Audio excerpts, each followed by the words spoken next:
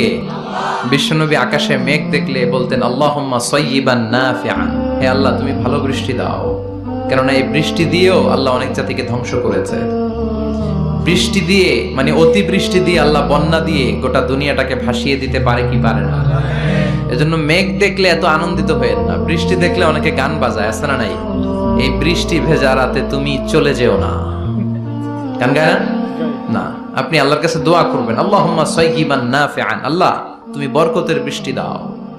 আল্লাহুম্মা গাইসান মুগীসান মারিআন মুরিআন নাফিআন গায়রা দার।